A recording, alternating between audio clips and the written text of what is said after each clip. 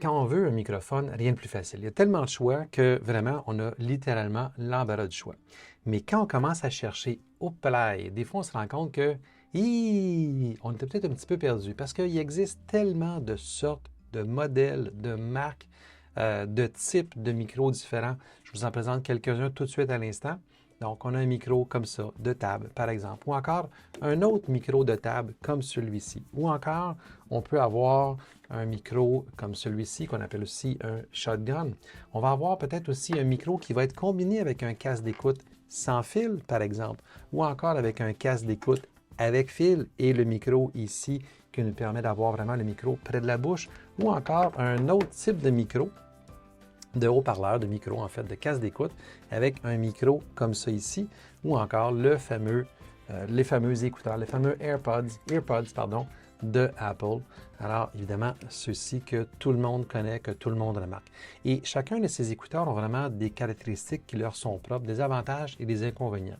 Tiens, pour commencer avec ceux-ci, je dirais que l'avantage de ces écouteurs-là, c'est que, honnêtement, ils coûtent pas cher, environ une quarantaine de dollars. Ils ont honnêtement un son qui est des plus acceptables, qui est plus décent. Et il existe avec une prise pour votre iPhone ou encore une prise 1.8. Donc une prise 1.8, ça ressemble à une prise comme celle-ci. Voilà, une prise 1.8 qui va faire dans à peu près n'importe quel téléphone ou encore dans n'importe quel ordinateur. Le problème de ces écouteurs-là, on s'en doute un peu, tant qu'on a les cheveux courts, tant qu'on n'a pas de boucle d'oreille, tant qu'on n'a pas de vêtements sur lesquels ça frotte, c'est parfait, le son est très bon, hein, à part qu'évidemment, si ça frotte comme ça ici. Et puis après ça, qu'est-ce qu'on a? Bien, on a d'autres types de micros, d'autres types d'écouteurs qui, eux, ben, ici, sont sans fil. Donc, on va mettre ça comme ça ici, on va mettre les écouteurs comme ça, et il va y avoir aussi ce qu'on appelle l'atténuation du bruit actif ou encore le ANC pour le Active Noise Cancelling, qui va avoir tendance à, du mieux qu'il peut, éliminer le bruit qui nous entoure pour que vraiment la personne, on puisse bien entendre dans nos oreilles évidemment, mais aussi que la personne, grâce à ses multiples microphones, puisse éliminer le son ambiant. Donc, il y a vraiment différentes solutions, différents budgets pour différentes caractéristiques. Mais on peut les diviser en deux catégories. Par exemple, ceux qui sont sans fil et ceux qui sont avec fil. Le problème de ceux qui sont avec fil, ben c'est ça. Il y a un fil qui traîne quelque part, on s'accroche dedans, on est limité par la longueur du fil qu'on veut avoir. Après ça, les sans fil, ben, on s'en doute, l'autre problème, c'est que peut-être que les batteries vont lâcher à un moment donné, peut-être en plein milieu de notre rencontre. L'autre chose, quand ils sont en sans fil comme ça, ben, comment ils vont se connecter? C'est via Bluetooth. Donc, est-ce qu'on a une bonne connexion Bluetooth? Au niveau de la qualité du son, quoique quand on est en vidéoconférence, c'est généralement pas un problème, la qualité du son, mais évidemment, on va avoir une petite perte de qualité au niveau du Bluetooth. L'autre difficulté qu'on pourrait avoir maintenant avec un micro comme celui-ci ou celui-ci, bien, en fait, ce sont deux excellents micros.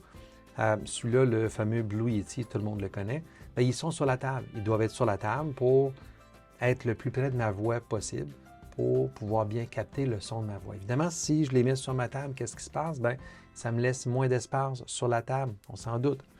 Après ça, qu'est-ce qu'on a comme autre caractéristique? Ah oui, tiens, je vais garder celui-ci dans mes mains pour les besoins de démonstration.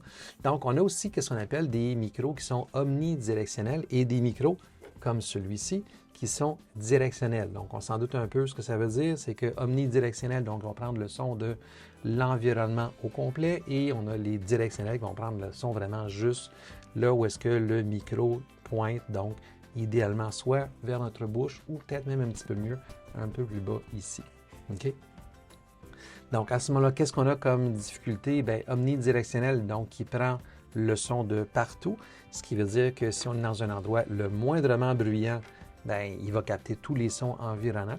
Donc, il faut faire attention à ça. Ceci dit, celui-ci a quand même un avantage que certains autres micros n'ont pas. C'est-à-dire qu'on a ce qu'on appelle différents patterns, juste ici, voilà, sur cette dague-là ici. Donc, les patterns, c'est quoi? Bien, ça nous permet de choisir. Est-ce qu'on veut qu'ils soient omnidirectionnels? Donc, on va choisir le pattern correspondant. Oups, comme ça ici. Voilà. lui ici, oups, comme ça. Après ça, on peut aussi choisir le pattern cardioïde qu'on appelle, donc celui qui ressemble à un cœur, pour avoir le son qui va prendre le son le plus possible devant le micro et éliminer le plus possible le son derrière le micro. On a aussi le profil en 8 ici, donc on s'en doute un peu. À ce moment-là, il va prendre le son, il va capter le son devant, il va capter le son derrière, donc c'est génial quand je suis avec quelqu'un, un interlocuteur par exemple. Ça va être parfait. Il va tendance à vouloir éliminer le son de chaque côté. Ça a quand même ses limites et certains sont plus efficaces que d'autres pour faire ça. Pendant que j'ai ce micro-là dans les mains, certains micros, pour être efficaces, on va devoir leur parler, mais vraiment comme ça. Donc, le micro va devoir rester vertical et ma bouche va devoir être perpendiculaire par rapport à l'axe du micro. Et certains autres micros, on va devoir leur parler comme ça. Et si je parle comme ça dans ce micro-là, le son ne sera pas bon. Il va être déformé, déphasé. Le moindrement que je bouge un petit peu, ça va être vraiment nul. Donc, c'est vraiment important de comprendre comment votre micro fonctionne. Parce que je vais avoir un micro que je vais lui parler devant comme ça, ou encore, et c'est le cas de celui-ci, un micro que je vais devoir mettre perpendiculaire vis-à-vis par rapport à ma bouche. L'autre chose aussi, je m'attarde un peu sur ce modèle-là parce que c'est un modèle qui est très, très courant aussi. Plus le micro va être près de ma voix, meilleur va être le son. Évidemment, si je le colle dessus, c'est peut-être pas l'idéal, mais je dirais une distance raisonnable là, de 4 à 8 pouces, 10 pouces peut-être de ma voix. Si j'ai tendance à éloigner le micro beaucoup plus de ma voix, qu'est-ce qui va se faire? Bien, ma voix ne sera pas aussi bonne, aussi précise. Et en plus, surtout, je suis dans une pièce. Je ne suis pas dans une pièce qui est acoustiquement parfaite. Hein? C'est un studio, mais ça a quand même ses limites. Et donc, qu'est-ce qui se passe? Bien, j'ai une surface qui est dure ici. J'ai mes deux écrans d'ordinateur, ce sont des surfaces qui sont dures. J'ai mon bureau, c'est une surface qui est dure ici. Qu'est-ce qui va se passer? Bien, il va y avoir de la réverbération. Donc, le son va rebondir sur ces différentes surface-là, va atteindre le micro à des moments différents et c'est ce qui va créer une certaine forme de distorsion qu'on va appeler la réverbération. Je résume, mais c'est ça. Donc, plus je vais avoir mon micro qui va être loin et pire va être la qualité du son. Donc, j'ai toujours l'avantage d'avoir le micro le plus près possible de moi. Certains micros, même, on va devoir les avoir très, très près, mais de manière globale, c'est ça. Après ça, comment vais-je connecter ce micro qui est avec un fil? Présentement, il n'y en a pas, mais comment vais-je le connecter sur mon ordinateur, par exemple?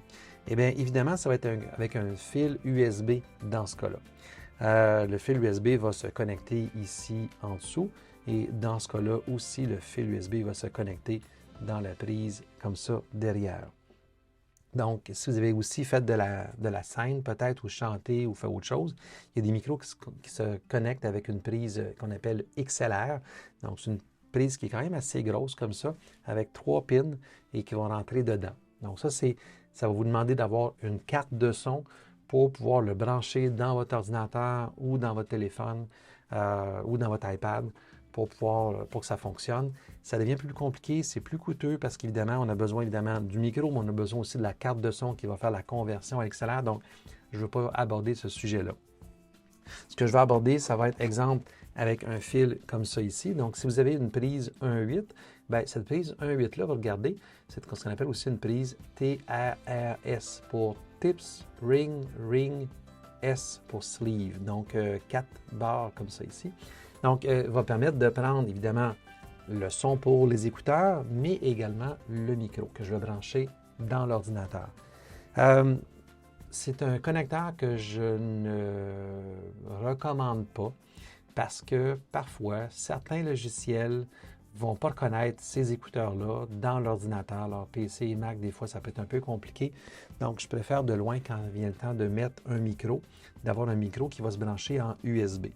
Je trouve ça généralement plus simple à gérer et à configurer parce qu'il n'y a pas de configuration à faire, il n'y a pas de paramètres à choisir, sinon peut-être dans votre application Zoom, Team ou autre, quel connecteur vous allez utiliser. Donc, j'ai parlé de connecteurs en Bluetooth, par exemple, hein, sans fil, ce qui est intéressant, ce qui est avantageux, parce que je n'ai pas de fil qui traîne, je suis libre de me promener et puis je vais avoir une bonne réception. Évidemment, le problème, excusez-moi ma voix,